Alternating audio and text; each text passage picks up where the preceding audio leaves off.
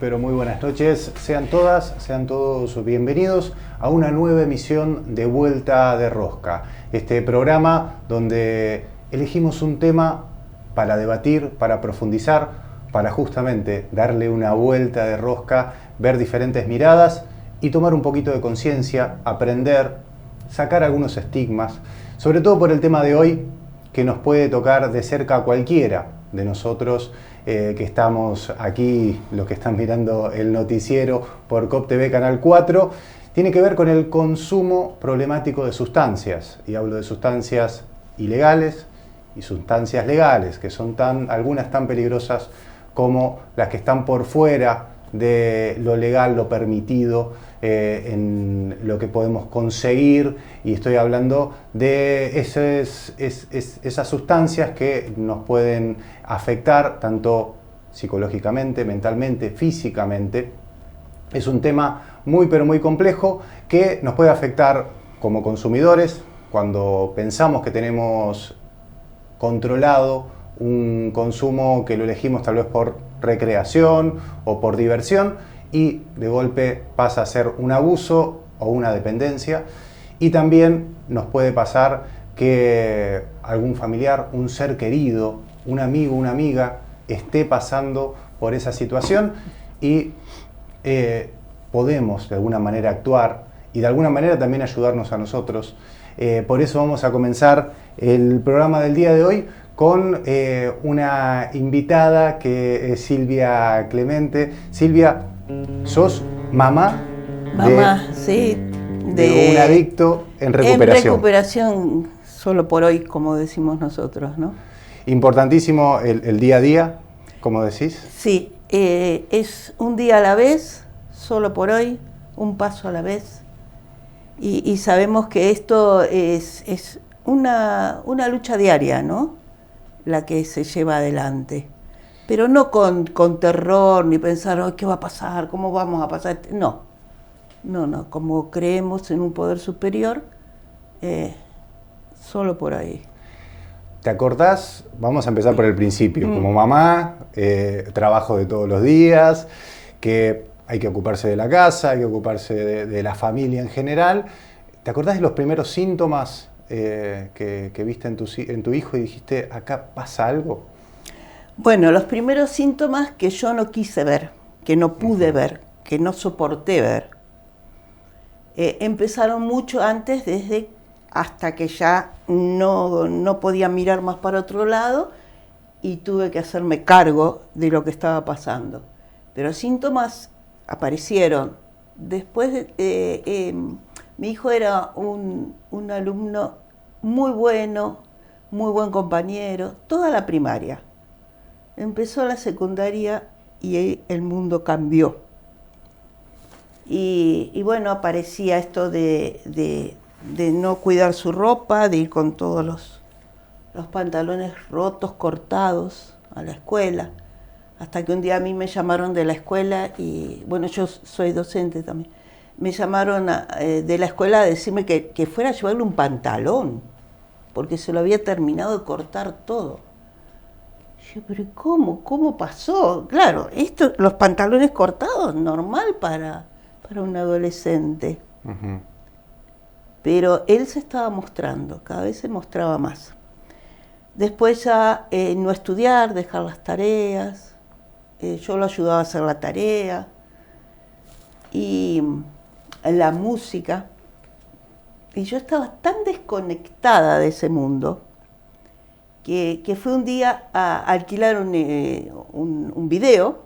Un videoclub. Al videoclub. Y vi una película de Doors. Dije yo, Las Puertas. Qué bien, esto debe ser una película psicológica. Dije yo, no sabía ni quiénes eran los Doors, ni Jim Morrison. Ahí empecé a aprender a conocerlo. Las puertas de la percepción. Claro, yo pensé otra cosa, no era. No era el grupo de rock, claro. Ese, no lo conocía yo. Y bueno, y empecé a conocer estas músicas, todo este mundo, que para mí estaba alejadísimo. Y eso que yo estaba yendo a cursos sobre drogodependencia.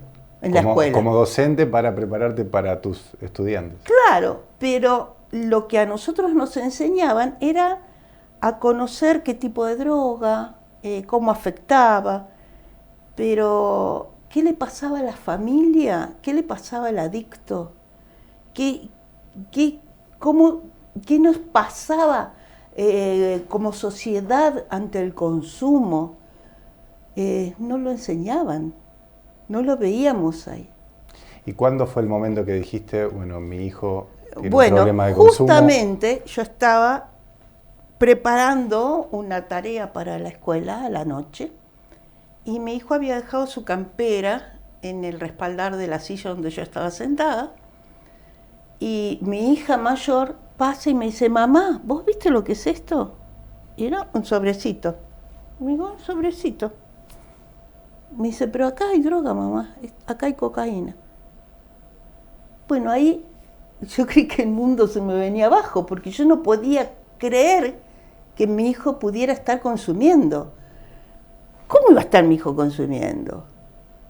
Si nosotros éramos una familia normal, claro. Teníamos los abuelos, los tíos, éramos la familia Tana. Que se juntaba los fines, los pero domingos. Seguramente a comer el asado, estábamos siempre juntos. Y él actuando, o sea, no se veía Sí, se lo veía raro. Sí, digamos. se lo veía raro, en rincón, aislado, se lo veía raro, pero no lo podíamos ver. Y Silvia, ¿cómo fue a partir de ahí acompañar a un hijo con problema de consumo? Con lo que tal vez, ¿qué edad tenía Luciano? Y Luciano ahí 16, pero él ya Claro. a los 13 había empezado. Claro. 3 años pasaron que yo, ¿dónde estaba? ¿Dónde estábamos nosotros? ¿Dónde estábamos trabajando, Claro. trabajando, porque había que trabajar. Y con anteojeras no estábamos viendo nada. Y son cosas de adolescentes, ya se le va a pasar. Bueno, esto ya se pasa. Aquí me parece una de las cosas más importantes de tenerte aquí es que tal vez hay mamás, hay papás que alguna cosita le hace ruido, pero como dijiste, no lo quería ver. Una vez que lo viste, tal vez empezó un nuevo camino, acompañándolo, pero también buscando gente que te acompañe, ¿no? Claro. Porque no es nada fácil estar... Sí, por empezar. Una de las cosas, cuando lo hablamos en la familia, mi mamá, lo primero que me dijo, que no se enteren tus tías. O sea, somos todo un familión, pero había cosas que se ocultaban y que además debían estar ocultas. Con el tiempo, todos se fueron enterando y no pasó nada. O sea, no me despreciaron, no me malinterpretaron, no me destrataron, estuvieron ahí. Amigos que se habrán ido, sí, ya ni los recuerdo, pero otros quedaron y otros nos sostuvieron, porque muchas de las reuniones a las que después íbamos era el tema que saltaba. Porque nosotros no podíamos estar en una reunión si no estábamos pensando en qué estará haciendo, dónde estará, con quién estará. Es la Junta. Claro. Es lo primero que salta, es la Junta. ¿Y a dónde fueron? Digamos, pienso el sistema de salud en ese momento. En ese momento, estamos hablando del 91, 92, viviendo nosotros en Vicente López, Gran Buenos Aires, y había que ir a La Plata, porque en La Plata era donde atendían, pero ya había una movida para la atención de la problemática de adicciones. Pero claro, yo era maestra en Munro y para ir a La Plata tenía que pedir el día. Claro. Y yo dije, no, ¿por qué te voy a estar pidiendo el día? Yo voy a hablar en la escuela de que me está pasando esto. Y una amiga mía, maestra, ya con más años que yo, me dijo, ni se te ocurra. Y además hasta te podés poner un sumario. Digo, aquella época, y nosotros no estábamos estudiando sobre drogodependencia, pero no queríamos ver que nos podía estar pasando esto, que al hijo de una docente le podía estar pasando.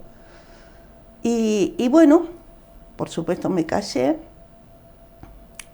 Un día en el recreo estaba con la directora y los chicos jugaban y qué sé yo, y uno escupía. Entonces la directora le colgó un cartel y le dijo, soy un guanaco. La pedagogía. La pedagogía de esa época. Y ella me dice, ¿cómo? ¿Qué dice? ¿Qué podés esperar si tienen la familia, el drogón del hermano y todo?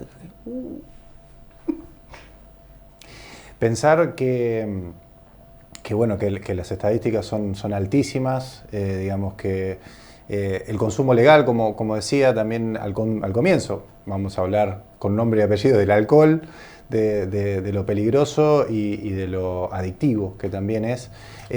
¿Has comenzado a partir de ahí, o contame cómo fue el camino de acompañar a Luciano en su recuperación, que hoy en día, aparte, dedica su vida a acompañar como operador a quienes tienen problemas de adicciones?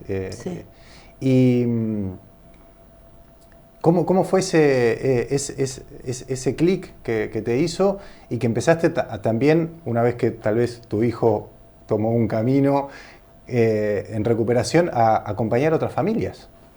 Bueno, este camino es de 30 años, una vida, y sigue, porque esto no es que ya está. Esto es un camino que hay que transitarlo, ¿no? A diario. O sea, el familiar también empieza una recuperación, sí, ¿no? desde ya. A ver, esto ocurre en una familia disfuncional. Yo creo que la gran mayoría de las familias somos disfuncionales. Pero sobre todo, esto es el fusible que salta y que dice, acá estoy yo, ojo, acá esto no es normal lo que está pasando, porque cuando aparece un adicto en la familia, todos, él, y aparecen hermanos y primos y tíos, él. Y cuando a él se le pase esa locura que hoy tiene, todo va a estar bien. O sea, cuando yo empecé y fui a Naranon, en aquella época, en Buenos Aires, dijeron primero, yo iba para que mi hijo le solucionara el problema a mi hijo, que me dieran la receta salvadora. Claro. Y si lo tenían que operar, que lo operen, pero no sé de qué, pero yo quiero volver a mi vida.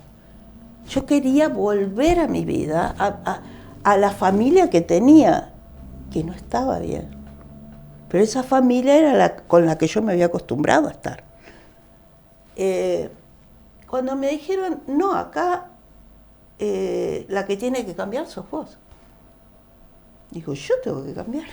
Claro. Si yo no consumo. ¿Por qué tengo que cambiar? Yo trabajo, yo tengo que hacer. Yo no consumo. Que cambie, tiene que cambiar mi hijo, no yo. Claro. ¿Qué puedo hacer para que él cambie? Y me fui. Duré 2-3 días, me fui. Porque no era eso a lo que yo había ido. Naranon, contanos, es un grupo para familiares. Para familiares de adictos, sí. Uno cuando empieza en un grupo y cuando ya decide cambiar realmente, es como si todo empezara a encajar. Esto es, el adicto en una familia es el rompecabezas que yo tiro sobre la mesa. Rompecabezas, 1000 piezas, 2000 piezas, tiro sobre la mesa. Y uno no sabe por dónde empezar. Lo que hace la terapia, los grupos, es empezar a buscar las esquinas, los laterales, y empezamos a armar ese rompecabezas. Y empezamos a ver ese dibujo que era.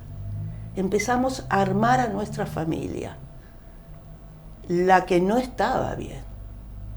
Porque con este hijo, esta hija, yo veo el rompecabezas desarmado, pero yo no lo veía antes. En mi familia no se veía que había un rompecabezas desarmado. No sé, todo andaba bien.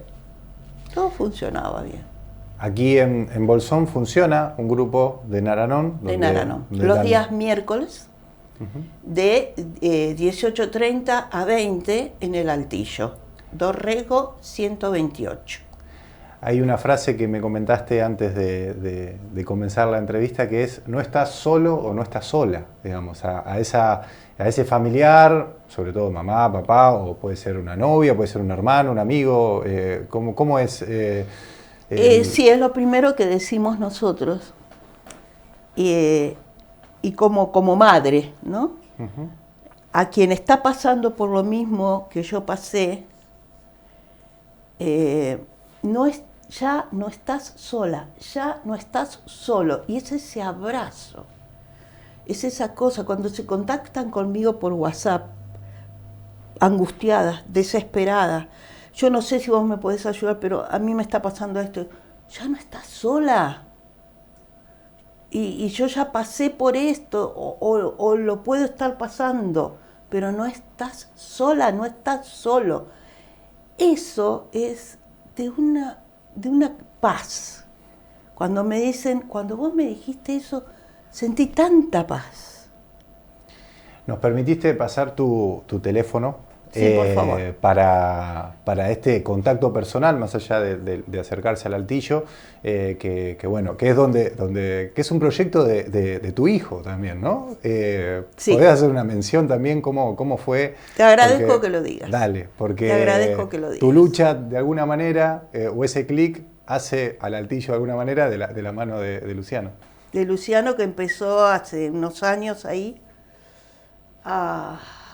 allá en el Altillo, cuando estaba el Altillo en Cultura, exacto, arriba, que ahora es el museo, a trabajar.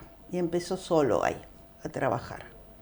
Y se empezó a formar como operador, a hacer cursos y cursos para poder ayudar a los demás.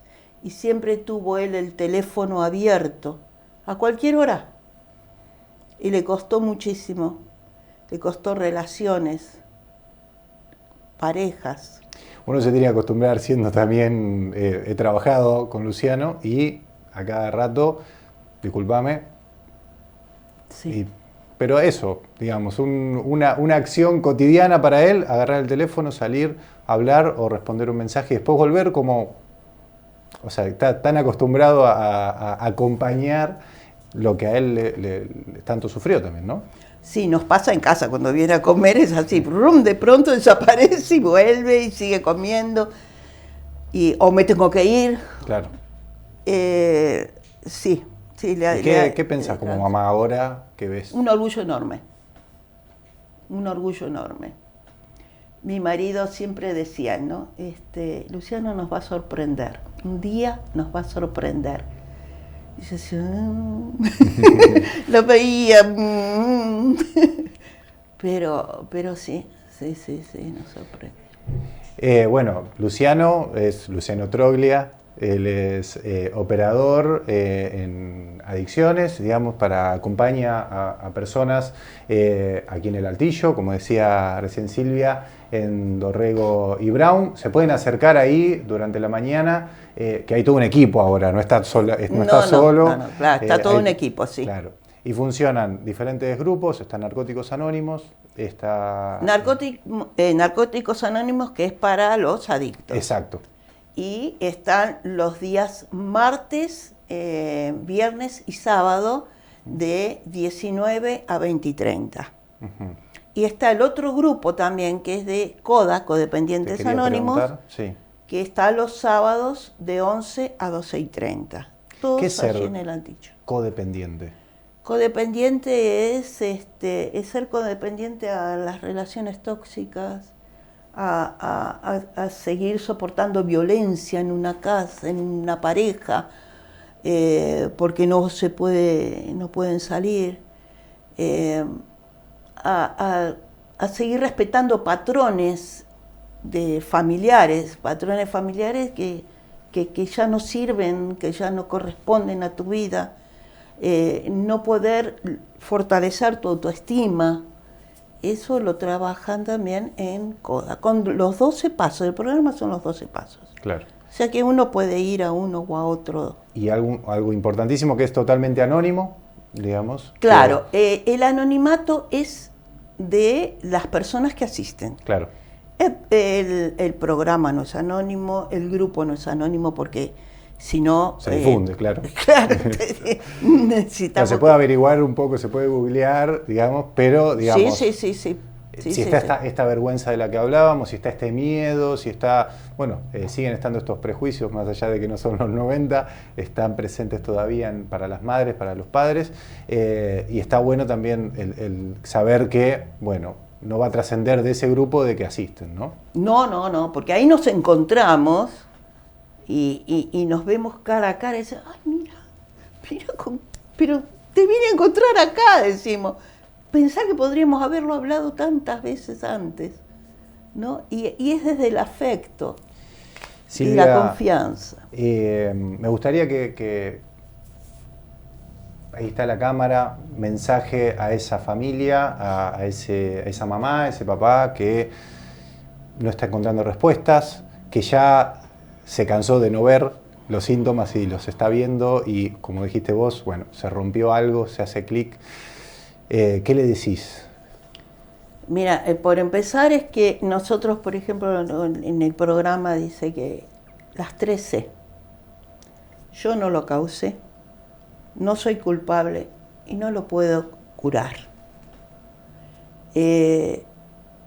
Por empezar esto, sacarse la culpa, sacarse la vergüenza. Esto es una enfermedad y que hasta ahora no tiene cura conocida.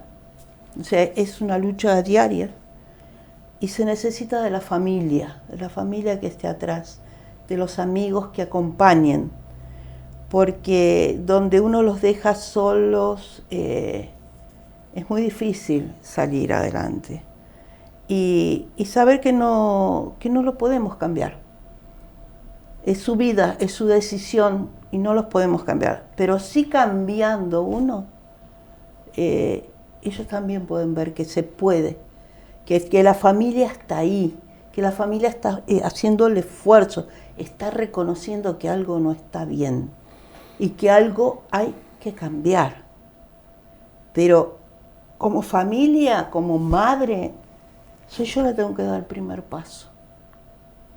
Yo tengo que salir adelante y decirle, mira hijo, esto es una enfermedad y que la padecemos juntos. Porque también nuestra familia ha estado enferma y tenemos que cambiar, tenemos que ver qué nos pasa, no sentir vergüenza. Yo no siento vergüenza si mi hijo tiene diabetes y esto es una enfermedad y no tengo por qué sentir vergüenza. Y si a alguien voy a perder de mi entorno porque yo diga que tengo un hijo adicto, qué suerte, que lo pierdo. Para mí, el aprendizaje que yo tuve con mi hijo, pese a todo el dolor, a tantos años luchado, yo recuerdo que un día mi hijo dijo en una reunión, todos temen ir al infierno, nosotros venimos de ahí. Y como familia también hemos estado en el infierno. Y de ahí venimos. Y se puede salir, es importante. Se puede salir juntos, pero haciendo el esfuerzo de salir. Silvia, mil gracias por contarnos tu historia y bueno, felicitarte también por este trabajo que seguís realizando después de ese infierno, de esos dolores y bueno, y ahora el orgullo siguiendo acompañando a Lucho en esa lucha. Gracias. Gracias a vos por este espacio que tiene tantísimo valor. Gracias. Muchas gracias. Bueno, y nosotros nos vamos a una pequeña pausa, sigue Vuelta de Rosca.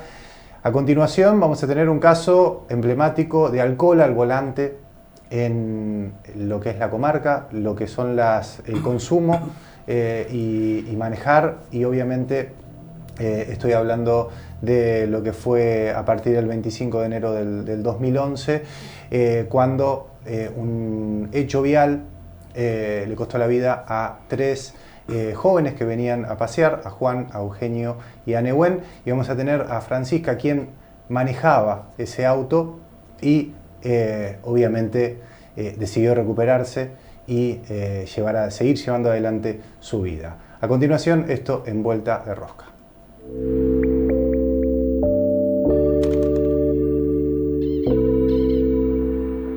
Leñita, venís del bosque, tanta escarcha, tanto frío, a calentarme la casa para abrigar a los míos.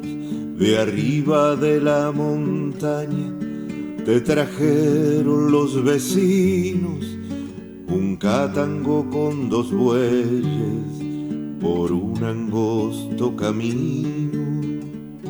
El fuego siempre dio vida, la vida trajo los hijos. Leñita, madre del sur, dame ese abrazo, dame ese abrazo. Copetel es la cooperativa que acerca Internet hasta tu hogar. Al no tener fines de lucro, puede ofrecer la mejor calidad del servicio al menor precio. Según tu ubicación geográfica, podés contratar Internet inalámbrico, Internet por cable módem o la mejor tecnología que ofrecemos, que es la fibra óptica hasta tu hogar. Solicita el servicio en las oficinas de Copetel o por WhatsApp al 2944-579283. Copetel, bien común por un buen vivir. Impulsamos proyectos cooperativos. Conectamos comunidades. Acercamos energía. Brindamos información comarcal.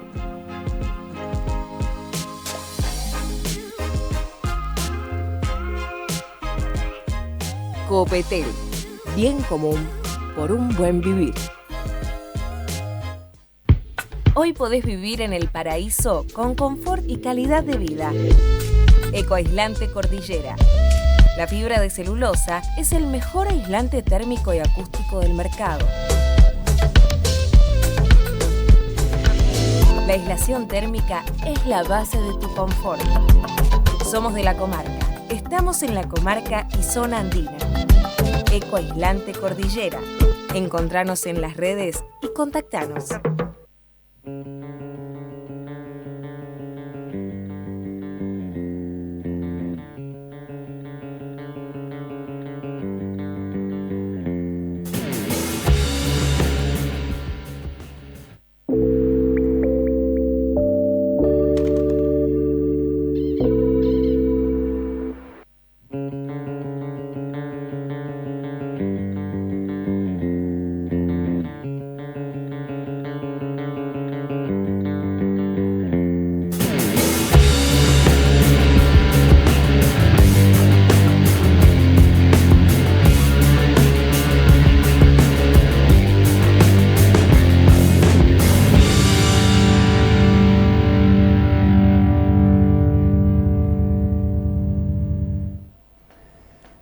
Seguimos en Vuelta de Rosca.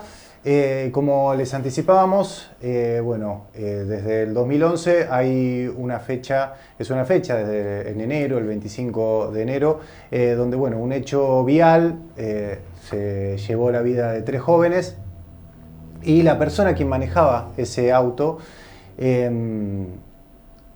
tuvo su proceso judicial. Se relacionó con los padres de estas familias y hoy está aquí con nosotros en recuperación, como decíamos recién con Silvia. Francisca Chávez, gracias por venir esta noche a Vuelta de Rosca. ¿Cómo estás? Bien, gracias a vos por el espacio, por permitirme ir a este lugar para poder expresar en un punto lo que sucedió y poder seguir con esta lucha, digamos, que es evitar que vuelva a pasar lo mismo. Totalmente. Estar en tu lugar, nada fácil. ¿Te acordás de ese día? ¿Qué nos podés contar? y que ayude también a que no vuelva a pasar, como decís vos? El día podía ser como un día normal, por así decir. Un día de trabajo, ir a la feria, vender, desarmar, irme.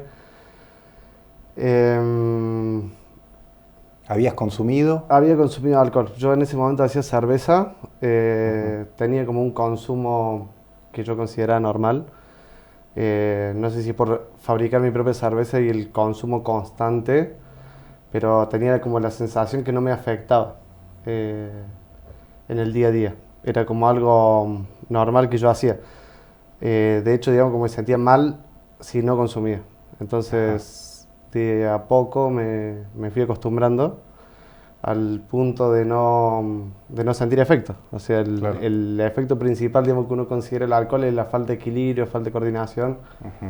Y yo en ese momento hacía malabares sobre una soga floja, con 5 pelotitas, con un cajón de birra encima. Ajá. Entonces mi percepción, digamos, de lo que el alcohol a mí me afectaba, era que no me afectaba. O sea, que tenía cierta tolerancia y capacidades, no sé, que uno atribuye en ese momento, ¿no? De consumo y de estado alterado de conciencia. O sea, estando lúcido y científicamente se sabe que la percepción se altera y es un hecho, digamos. Va más allá de lo que uno percibe.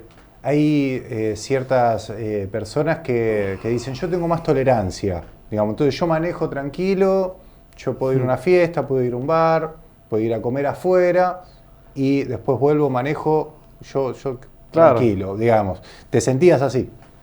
Ah, sí, igual, exactamente. O sea, esa era mi definición en ese momento. Es más, de hecho, cuando me fui a subir al auto, me dijeron, ¿estás bien para manejar? Porque me habían visto consumir, me habían visto tomar birra, incluso vomitar. Y así todo, digamos, mi percepción era que iba a llegar a mi casa. ¿Y qué pasó? ¿Por qué no fue como otras veces? ¿Por qué pensás que no fue como otras veces? Es la pregunta que te haces, ¿no? 2011, 2023, 12 años y todavía estoy tratando de entender por qué no fue como las otras veces. O sea, no era la primera vez que había consumido alcohol y manejado hasta mi casa. Claro. Era un camino de 12 kilómetros, había que pasar por un control policial, no tenía carnet, el auto lo había comprado hace poco. Entonces cada vez que volvía a mi casa era como una disyuntiva, digamos, si iba por el camino de tierra que evitaba el control, Claro. o iba por el control arriesgándome que me detuvieran y me quitaran el auto. Esa noche, a las 12 de la noche, el recuerdo que yo tengo es encender las luces altas y ver en el tablero que encendieron las luces. Y mirar la ruta iluminada. Entonces dije, 12 de la noche, con la luz prendida, no me van a frenar. O sea, me acuerdo del momento que tuve que decidir, digamos, si por Barrio Luján o por ir por la ruta. Claro. Y como tenía las luces, dije, bueno, o sea, voy por la ruta. Mi mayor temor era quedarme sin vehículo. O sea, ni se me cruzó por la cabeza dormirme a 100 kilómetros por hora, morir, que mueran mi compañera, los nenes de ella que iban en el auto. O sea, nada de eso se me cruzó por la cabeza. Lo único que se me cruzó era, ¿me frenan o no? Que es el pensamiento que tiene mucha gente con los controles cuando bebe. No Claro, piensa en es que todos es los riesgos, Claro. siguen, me sacan el auto, la multa. Es que es el riesgo más conocido. O sea, Claro. lo más probable, digamos, es que conozcas a alguien que haya tenido que pagar una suma alta de dinero por haber conducido en estado de ebriedad o con un poco de alcohol en sangre. Ya sea una cerveza, digamos, o 3.0 de alcohol, digamos, ¿no? Varía el tamaño de la multa, digamos, pero por alcoholismo. Es más probable conocer a alguien que tuvo una multa a alguien que mató a 3 personas. ¿Los viste a los chicos? No. No te O acordás sea, de eso. Más allá que, o sea, no me acuerdo de nada. O sea, Claro. el último recuerdo que yo tengo es cruzar el control, ver que no había policías y decir qué bueno que no había policías. O sea, ese es mi último recuerdo. Poner primera, segunda y tercera. Cuando puse tercera es el último recuerdo que tengo. O sea, los peritos, digamos, las huellas en la calle, digamos, o sea, todo el estudio científico alrededor decía que yo iba a 100 kilómetros por hora. El recuerdo que yo tengo, digamos, en mi cuerpo es de las revoluciones del motor. O sea, volando el auto hacía guan, guan, guan, hacía muchas revoluciones. Es lo único, digamos, que mi cuerpo percibe y cada vez que estoy en un auto y que siento ese nivel de revoluciones, o sea, la Te sensación lleva. es la misma. O sea, para mí estamos por morir 3 personas, o sea, ya sea yo y el que va manejando o gente. No lo puedo Claro. evitar, digamos, no, es más fuerte. Bueno, te tengo que preguntar cómo fue a partir de ahí tu vida, digamos, obviamente cambió. Me imagino que empezó el proceso de la causa. Yo no caía, o sea, no... Yo todos los días me desperté el otro día del accidente, digamos, pensando ojalá sea un sueño. No era un sueño, había un policía en las puntas de mi cama, o sea, me llevaban a la comisaría, de la comisaría me dijeron anda a tu casa, lo cual después de que me habían dicho que maté a 3 personas me parecía absurdo. O sea, mataste a 3 personas, cualquier cosa te llamamos. Yo salí, realmente buscaba video macho también, buscaba las cámaras y que me digan esto es una joda, no sé, para concientizar, o sea, miles de cosas cruzaron por mi cabeza en ese momento. Salgo de la comisaría y había una cámara, o sea, estaba el móvil de T4 preguntándome por el accidente, o sea, no me estaban diciendo una joda y no podía, o sea, no entraba en mi cabeza. O sea, yo me desperté y me dijeron que había matado a 6 personas, fui a la comisaría y me dijeron que había una persona fallecida, 2 personas en coma y que vaya a mi casa y cualquier cosa me avisaban. No era real en ese momento para mí. ¿Y la relación con el consumo de alcohol siguió? Y yo en ese momento, no, o sea, en ese momento no dejé de consumir. No, Claro. O sea, ¿fue automático? ¿Dejaste...? Pero por una cuestión traumática, o sea, Ujú. no podía. Claro. O sea, no entendía cómo estaba vivo. 10 metros más adelante donde fallecieron los chicos, hay 3 postes de 40 centímetros que dicen bienvenido Bolsón. O sea, yo me hubiera dormido 10 metros más adelante y me moría yo, mi pareja que, según entiendo, estaba embarazada, los 2 nenes de ella que venían atrás. Todos muertos. Y los chicos ni se enteraban capaz. Claro. 10 metros más atrás, yo hubiera pasado por atrás de todos. O sea, hubieran visto un auto que se fue a la mosqueta y no hubiera pasado nada. Como tantos autos, digamos, que se descarrilan, van al cordón, un árbol y no chocan con personas, digamos. Entonces era... Ahí te tengo que llevar a una anécdota que el mismo Luciano me contó, que cuando iban a las escuelas, que también, bueno, comenzaste un camino después de pasar por prisión, de cumplir tu condena básicamente, de concientizar y de, bueno, a jóvenes, adultos, a Sí. que esto no vuelva a pasar, ¿no? Ya nos vas a contar un poquito por ahí de eso si querés, pero hay un momento donde me decía Luciano que cuando ibas a la escuela, los chicos se enteraban quién eras vos y automáticamente eras el malo de la película, ¿no? Claro. Y Lucho diciendo, y esto me pareció también como clave, porque muchas veces vemos las huellas, como decís vos, el problema, o sea, Lucho diciendo, cuando yo consumía, me fui muchas veces a la banquina, lo que le pasó a él es que había personas. Claro. Digamos. O sea, quien mató a esos chicos fue el consumo al volante. Digamos, si vos no hubieras tomado cerveza, Claro, hubiera manejado otra exactamente. persona tal vez, ¿no? Sí, o si no hubiera tomado tanta. Claro. O si no hubiera quedado hasta más tarde. O si no hubiera consumido más nada que cerveza. Yo durante mucho tiempo, digamos, para tratar de entender lo que había sucedido, buscaba en el diccionario las definiciones de las palabras. Y busco en el diccionario la definición de accidente. Accidente dice, circunstancia inesperada de lugar y tiempo. O sea, no fue un accidente que yo estuviera borracho. Eso fue una consecuencia de algo. Claro. No fue un accidente que yo manejara en ese estado. Esa fue mi decisión, ¿no? Digamos, o sea, en el estado que ya estaba o no, digamos, yo tomé la decisión de manejar. No fue un accidente que yo llegara hasta ese lugar. O sea, lo que fue inesperado fue que me durmiera justo en ese momento y que justo estuvieran los chicos caminando. Claro. O sea, hubiera sido un accidente igual que yo me durmiera y hubiera acabado en la mosqueta. Capaz que quedaba mi compañera y los chicos traumados, digamos, por manejar, digamos. No hubiera muerto ninguna persona y hubiera sido un accidente de todas maneras. O sea, el accidente fatal se desenlaza porque justo los chicos volvían caminando. Obviamente ellos son inocentes, obviamente. O sea, no tienen ninguna culpa. Claro. Venían en contramano mirando los autos de frente. O sea, todo bien hicieron. ¿Sí? Jamás esperaron que de espaldas un conductor a 100 kilómetros por hora quedara en coma. No. Hablamos previamente con Enrique Schott y Cristina Hernández, que son los padres de Juan Schott, que obviamente también su vida cambió, su único hijo, lo perdieron a partir de ese día. Le preguntamos por vos, le preguntamos por cómo cambió su vida y qué empezaron a hacer. Empezaron, bueno, que esto no vuelva a suceder. Bueno, la compartimos. Yo escucho la voz de mi hijo que me dice, hacé lo necesario para que a otro chico, otro joven, no le pase lo mismo.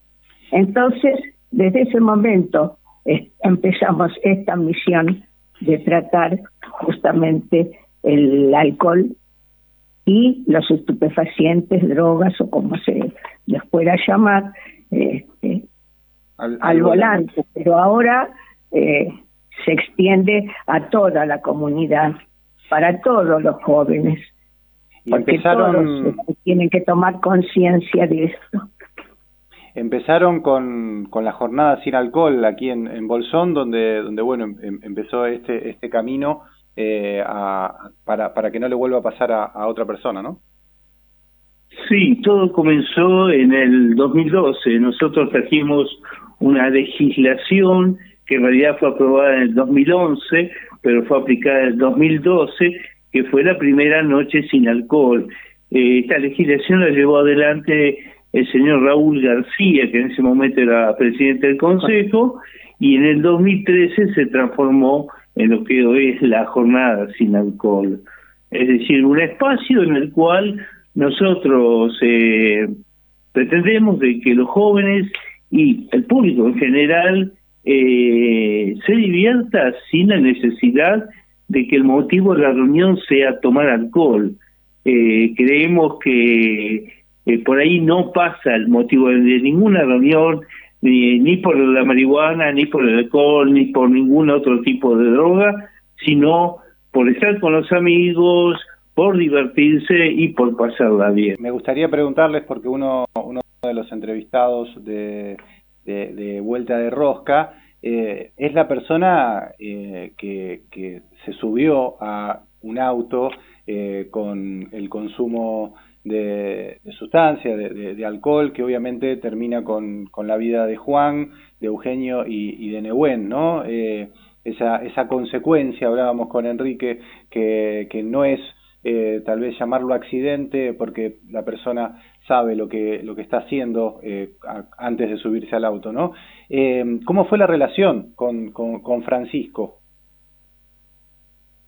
Bueno, al principio, como toda relación, muy distante, hasta que, bueno, una vez que terminó el juicio y él estuvo detenido, de la misma manera que reflexionábamos nosotros, él creo que también le llegó un momento, como si dijésemos, bueno, de reflexión, ¿por qué yo hice esto? ¿O en qué me equivoqué? Y bueno, entonces él buscó conectarse con nosotros, porque él pensaba que nosotros nos tenía como miedo o que no íbamos a querer hablar con él ni nada, pero bueno, mediante Lucho, que se prestó al contacto, tuvimos entonces un encuentro con él, y desde ese momento, tomó conciencia de lo que había hecho. Y lo que yo le dije en ese momento también, que esto era una tragedia, que era una moneda de dos caras. De la misma manera que nosotros teníamos la cara de haber perdido a nuestro único hijo, él también tenía su tragedia. Tenía su tragedia que tenía que resolver o llevar a cuesta el que mató a 3 chicos, que tampoco es fácil, ni tampoco me gustaría estar en esa situación.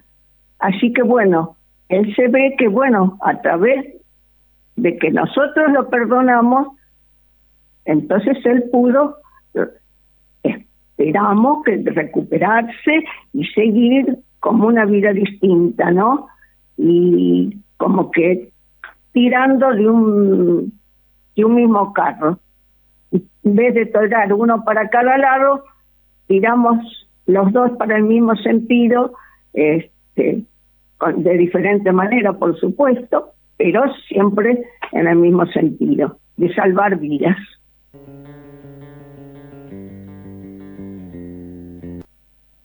Bien, pasaba entonces la primera parte de la entrevista, la charla que tuvimos telefónicamente con Enrique y Cristina. Bueno, Francisca, te tengo que contar ese vínculo, cómo fue con los padres, en este caso de Juan, que bueno, me imagino que no habrá sido para nada fácil al comienzo, que habrás entendido ese dolor, pero de alguna manera también te entendieron ellos a vos. Sí, y en un punto me terminó costando más entender que me hayan entendido a cualquier otra cosa en mi vida, digamos. O sea, más allá de la culpa que yo siento todos los días, digamos, más allá del inevitable pensamiento que yo pueda tener de que podría haber sido distinto, podría haber salido antes, podría, lo que sea que pude haber hecho. E incluso, digamos, o sea, si yo me pongo en el lugar, o sea, viendo pasar lo que pasé, digo, si a mi hijo lo chocaran en un accidente, o sea, alguien, como que podría entender, digamos. O sea, lo que me costó entender fue que ellos, sin haber chocado a nadie, digamos, o sea, sin haber manejado en ese estado, sin nada de eso, terminaron entendiendo, aceptando y cambiando todo el dolor, o sea, el dolor natural, ¿no? La bronca natural por el dolor y demás sentimientos por una comprensión, un entendimiento, una lucha que convirtieron, ¿no? Para evitar que otros padres sufran lo que ellos sufrieron, otros hijos sufran lo que ellos, o sea, lo que su hijo padeció. Y también el mensaje de decir, o sea, no alcanza, o sea, la venganza, digamos, el enojo, la bronca, o sea, ¿qué hubiera querido mi hijo, digamos? O sea, el ponerte en el lugar, ¿entendés? De alguien que ya no está, de todo el esfuerzo que ellos hicieron de su único hijo, o sea, no me entra al día de hoy. O sea, lo terminé aceptando porque por verlo en sus ojos y por repetición digo, bueno, para yo poder ayudar mejor y estar mejor, digamos, o sea, acepto su perdón. No lo termino de entender, digamos, es como una cuestión de aceptación y para mí son lo más maravilloso, digamos, el ejemplo más puro de una lucha real, digamos, o sea, porque si vos querés que a otros padres no le pasen lo que vos viviste, o sea, si vos querés que a otros hijos no le pase lo que tu hijo viviste, el castigarme a mí, digamos, la lucha contra mí no sirve. O sea, tenés que entenderme a mí, tenés que entenderme en ese momento, tenés que comprender lo que sucede todos los días y por qué gente borracha sube a manejar. Entonces, es muy grande, digamos, o sea, no solo el corazón, sino el entendimiento y la capacidad de aceptación y de entrega hacia esa causa, ¿no? Que es la causa más noble, o sea, evitar el sufrimiento de los demás. O sea, antes de que suceda algo que la gente no sabe que va a pasar. Evitar algo que ya te pasó, o sea, ¿Y qué le pasó a ellos? existe Claro. Desde la época de las cavernas. O sea, cuando alguien encontraba un frutal y decía, por allá es, los seres humanos que podían seguir esas instrucciones sin haberlas visto, sobrevivían más que el resto. Entonces, a todos nos dicen no manejes borracho. Y todos pensamos que vamos a llegar. O sea, yo era una de esas personas. ¿Qué hace que una persona, digamos, pueda comprender el mensaje y decir, yo también puedo estar ahí? O sea, ¿por qué Enrique y Cristina, o sea, yo seguimos insistiendo, digamos, con ese mensaje de decir, no hagas esto? Tirar del mismo carro, decía recién Cristina.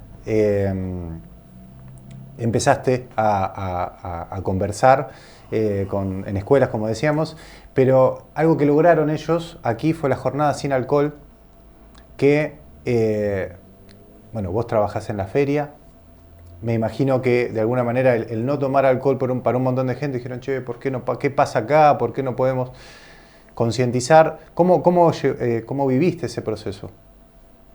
Es constante, es frustrante en un punto, digamos, y doloroso, porque, o sea, por más cercana que la gente sea a mí, por más que hayan visto exactamente lo que me pasó, por más que lo entiendan, lo vean y digan, no, que yo tantas veces estuve en tu lugar, que todo es suerte. Y seguir viendo que la gente es caviante de manejar o no responde una lógica, ¿entendés? O sea, no sabes qué hacer, ¿entendés? Porque así, o sea, estás delante mío. La gente a lo mucho, digamos, siente vergüenza, ¿entendés? Porque dice, o sea, siente vergüenza en asumir que es cabio y que va a manejar su casa, o sea, pero lo sigue haciendo. No sé cómo explicarlo. Es una cuestión de aceptación, pero es difícil entrar en la conciencia, digamos. Hay algo que también vos querés hablar, que nos pediste, que tiene que ver con el por qué. ¿Por qué consumimos? Claro. ¿Por qué tenemos? Que tiene que ver con algo que estás investigando ahora, el estrés postraumático. Claro, lo que está atrás de todo, digamos, lo que a mí me llevó ese día a manejar y conducir, lo que me llevó a beber tanto, lo que veo que se sigue repitiendo y que es un patrón, más allá de los accidentes de tránsito, que por ahí son la cara más visible del consumo de alcohol, digamos, o sea, cuando alguien muere es súper notorio, o sea, estaba vivo, lo atropellaron, una persona ebria, murió. Como que la causa alcohol y muerte está muy ligada. ¿Sí? O sea, un grupo de personas sale borracha de un boliche y agarra una patada a una persona que está en la calle, es inmediato, digamos, la relación que hay. Pero, ¿por qué? O sea, ¿qué lleva al consumo excesivo de alcohol? O sea, ¿por qué los fines de semana se vende tanta birra? ¿Qué está atrás? ¿No es cierto? Porque parece que el problema es el alcohol, pero el problema no es el problema. El problema termina siendo la solución a un problema mayor. Cuando entrevistamos gente los fines de semana o en un festival o en vacaciones, que están súper contentos, la razón por la que están contentos no es por el placer que sienten en ese momento en sí, sino que te dicen, porque no tengo preocupaciones, porque no me tengo que levantar temprano, porque no tengo estrés, porque no tengo la vida de todos los días. Entonces, si toda tu vida es estresante, al punto de que necesitas viernes, sábado y domingo en un estado alterado de conciencia para no pensar en lo que fue de lunes a viernes, ¿qué tanto el desarrollo constante o las condiciones materiales de tu vida te llevan a esa elección y qué tan consciente sos? Porque nos sentimos libres, con una libertad relativa, mientras ignoremos la causa que nos condiciona. Si nos dan dos puertas a elegir, A y B, y nosotros elegimos la A, la abrimos y salimos, pensamos que somos libres. Siempre y cuando ignoremos que la B estaba cerrada. Si hubiéramos elegido la B, estaba cerrada, hubiéramos elegido la A y hubiéramos salido. No teníamos otra opción. Nos sentimos libres solo porque de entrada elegimos la que estaba abierta. Y estás ahora buscando ese problema al que le buscaste solución a la cerveza ahora, ¿no? Claro. Después de estar sobrio, si yo dije voy a estar sobrio, necesito que aquellas condiciones materiales que me llevan a beber en exceso se solucionen. ¿Por qué? Porque si no, prefiero beber. O sea, el beber en exceso a cualquier tipo de adicción termina siendo una respuesta normal de un cerebro normal ante circunstancias anormales de vida. Y nosotros lo vemos como un problema porque beber en exceso es un problema. O sea, te da cirrosis, te causa problemas en la memoria, te altera tu higiene, tu relación con los demás. Entonces, las consecuencias de beber las vemos como un problema. Pero si solo bebiéramos una lata de cerveza todos los días, no estaríamos borrachos, probablemente la mayoría de los problemas que tiene una persona alcohólica no los tendríamos. ¿Sería un problema beber una lata de birra todos los días? Podríamos considerar decir sí porque es todos los días. Pero el problema no sería la lata en sí, sino la razón por la cual bebemos una lata todos los días.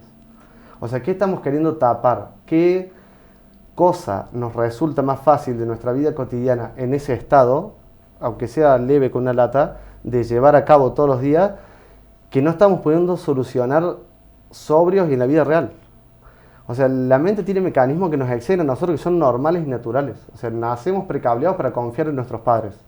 No nacemos, o sea, con 0 años y al 1 año decimos, mi papá me pega, me voy a mudar, o sea, no podemos hacerlo.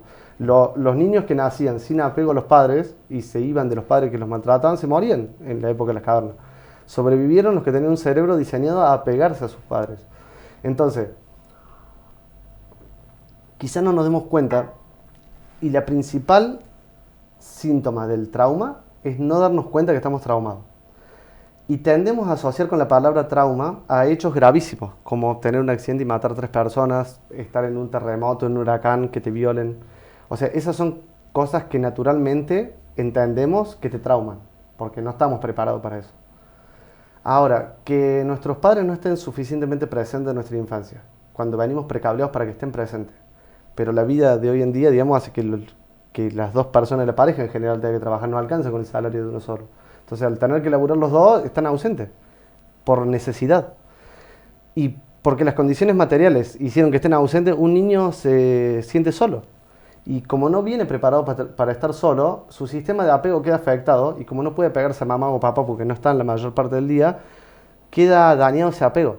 Y cuando encontrás una contención o una solución en el consumo, sin querer, o sea, porque a los 13 años, digamos, te tomaste unas birras por encajar, por la razón que sea.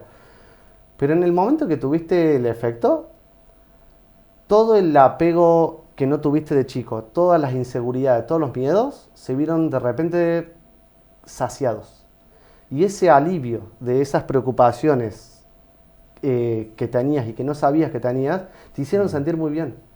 Y vos lo asociaste al consumo, aunque en realidad el consumo alivió esas preocupaciones que vos no sabías que tenías. Cuando después luego empieza a ser un problema el consumo. ¿Por qué? Porque como... vos no sabés por qué consumís. Porque vos consumiste pensando que te hacía bien, pero lo que te hacía bien era lo que tapaba el consumo. Pero como vos no sabías lo que te estaba haciendo mal, o sea, lo que te tenía ansioso y preocupado en tu vida, lo asociaste, digamos, eso. Y los cerebros también vienen precableados, digamos, el día que el ser humano conoció la carne cocinada, no comió más carne cruda porque era más rica. Se asimilaba mejor la proteína. ¿Y por qué cambiar? O sea, ¿por qué cambiar algo más rico por algo más feo? ¿Entendés? Ahora, si bien cuesta, como decías, ¿cómo puede ser que te conocieron, que conocieron tu historia y hay personas que siguen sentándose a un auto, subiéndose a un auto habiendo bebido alcohol? Hay un mensaje, me imagino, que te gustaría darles a esas personas. Está ahí la cámara de COP TV para que, bueno, insistir un poquito, ¿no? Como para... No manejen. Si van a beber y saben que van a beber, administren los medios necesarios para no volver manejando. O sea, no sé dónde está la cámara, dónde puedo mirar. Una vez que bebiste, podés sentirte bien, pero podés seguir bebiendo.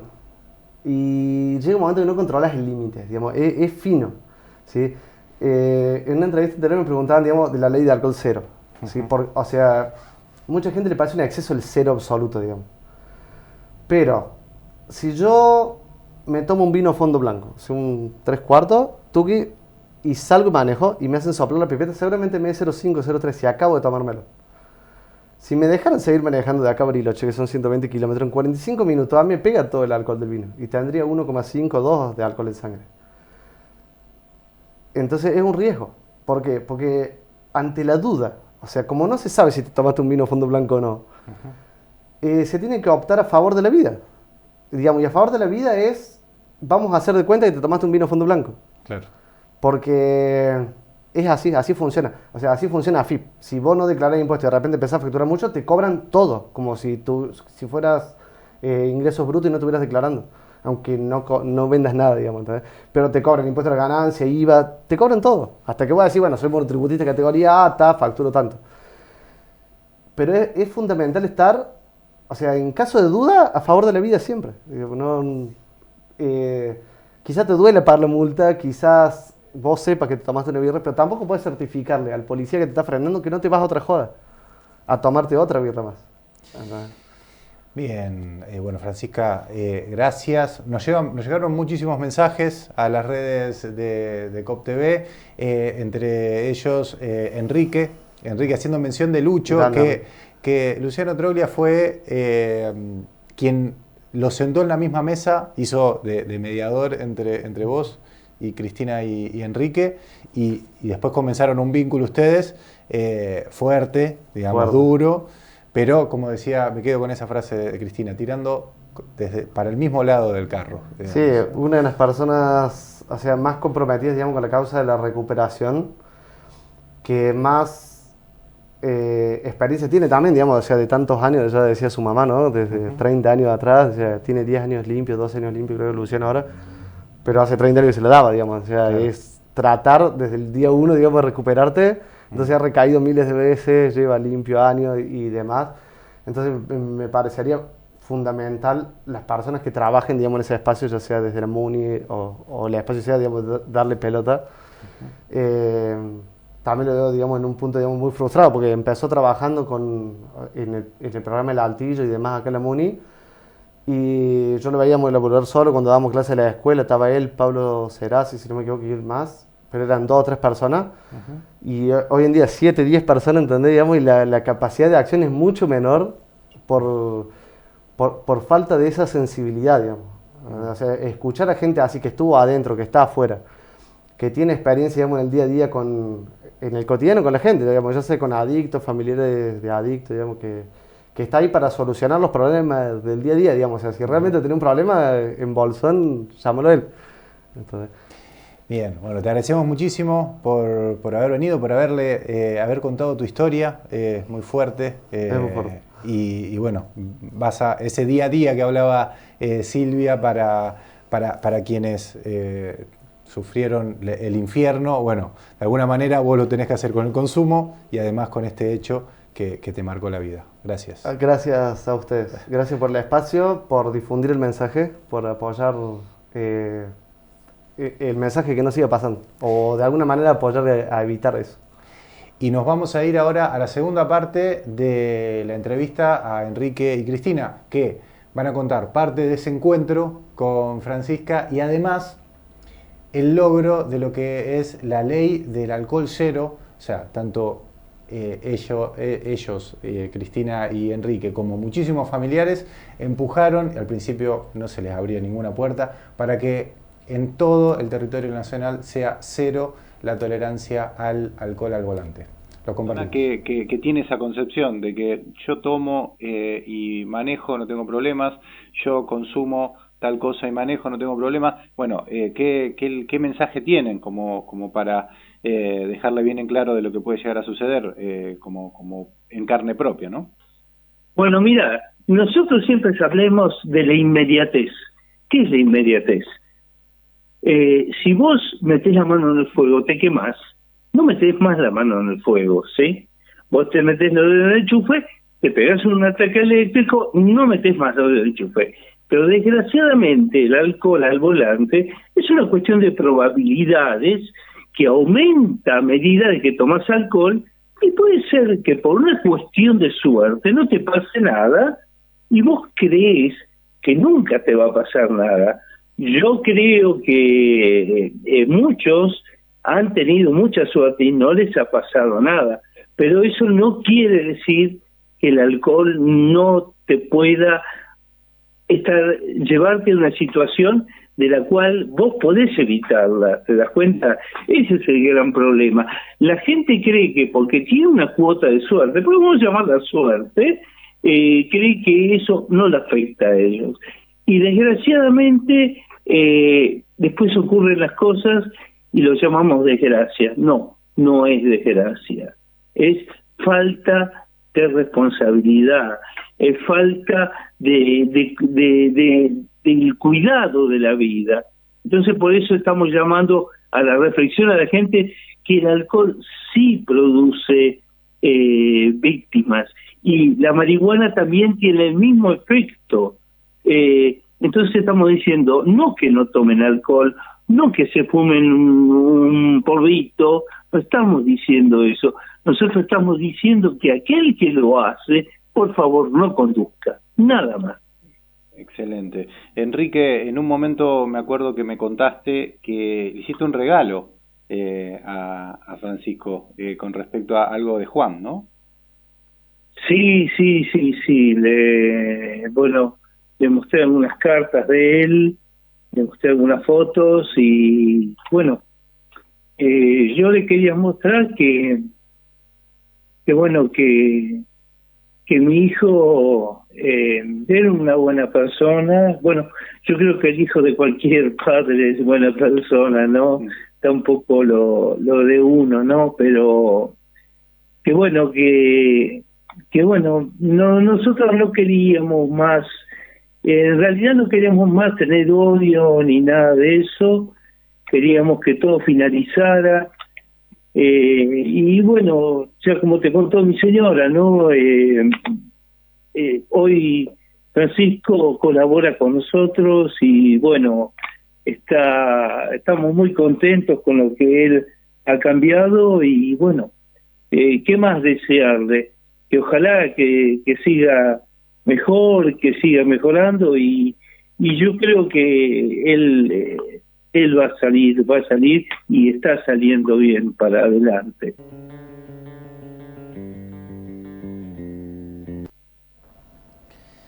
En nuestro país, de 14 a 20 personas fallecen por día por causa de un accidente vial por alcohol al volante. Son números que asustan muchísimo y obviamente la lucha de familiares que han perdido seres que eran parte de su familia, que se sentaban en esa mesa el domingo,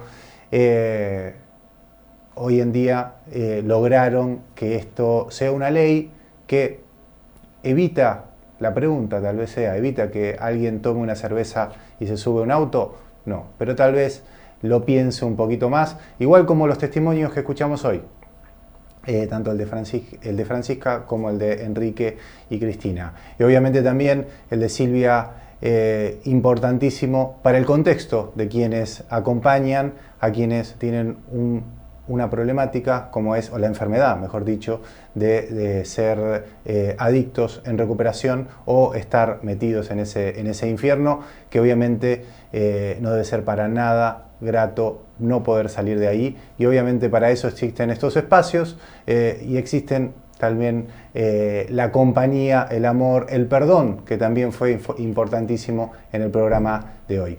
No nos queda mucho más tiempo. Nos vamos a tener que despedir hasta el jueves que viene. Vamos a realizar un nuevo programa. Le vamos a estar dando la vuelta de rosca a otra temática. Será el jueves que viene a partir de las 21, después de Visión Sur, el informativo de COP TV. Hasta la semana que viene.